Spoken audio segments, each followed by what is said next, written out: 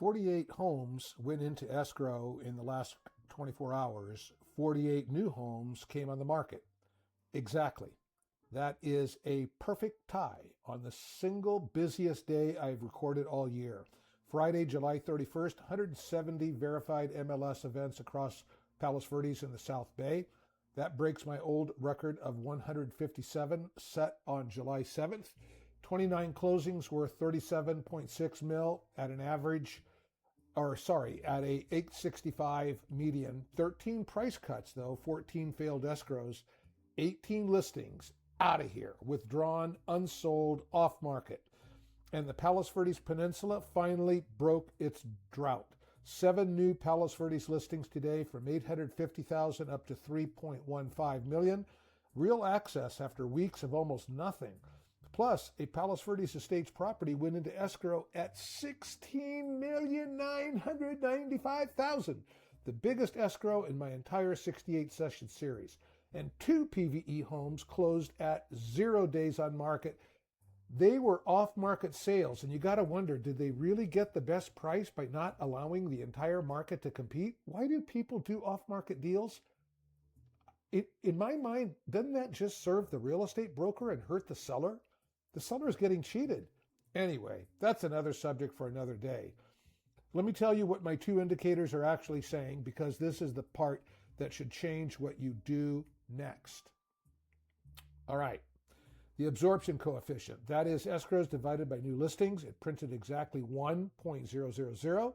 Across all 68 sessions, the average is 1.406. So today runs about 29% below the long-term trend, even though the raw escrow count is near an all-time high.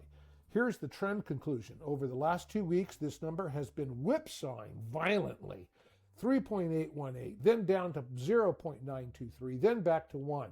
That instability is the real signal. This market is not trending in either direction right now. It's oscillating around balance at very high volume. Second, the escrow fragility index. That is deals falling apart as a share of deals in play.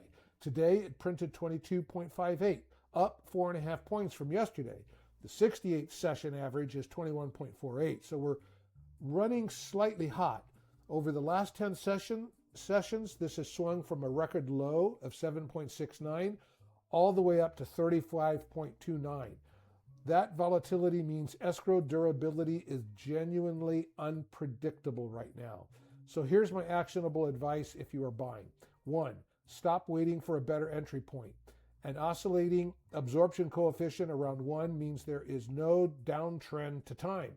You are not going to get a distressed discount that the data does not support. 2, this is the fairest negotiating table you will get all year. Neither side has momentum leverage, so negotiate on merits, condition, repairs, credits, closing timeline, not on the market, and not on market fear. 3, with fragility running above average, go after the back on market inventory. Back on market, motivated sellers. 14 properties returned today from failed escrows. You think those sellers aren't a little disappointed and ready to make a deal? Those sellers have already proven they will accept a contract near that price that they are discouraged. Approach them in the first 72 hours and lead with certainty of close, not just price. 4, get fully underwritten before you write. At a 22.58 fragility, the buyer who can actually close is worth more to a seller than the buyer who offers more. And here's my actionable advice if you're a seller. 1, an absorption coefficient of 1 means you have 0 scarcity premium. 47 other sellers launched the same morning you did. The pricing tolerance you would get at 2.5 or 3.0 absorption reading simply does not exist today. Price to the comparables, not to your hopes. 2, watch the 45-day mark. 18 sellers withdrew unsold today, and the overwhelming pattern is that data is long marketing time without adjustment. The market does not punish a high opening price. The market does not punish a high opening price. I've said this for years. The sin is not overpricing your home. It's leaving it overpriced when the market is slapping you in the face, telling you what's going on. So 3, with fragility above trend, vet your buyer harder than your buyer vets your house. Ask for proof of funds. Verify the loan. And do not stop marketing until contingencies are actually released, and really until the money's in your pocket. 4, get a pre-listing inspection. 14 escrows died today, and inspection surprises are a leading cause. Fix it or disclose it up front. Know about it before it kills your deal, not after. If you own on the hill, your math is different. Peninsula supply ran ahead of Peninsula demand today. Ahead. 7 new listings against only 4 escrows. So hill sellers face more competition than the regional number suggests.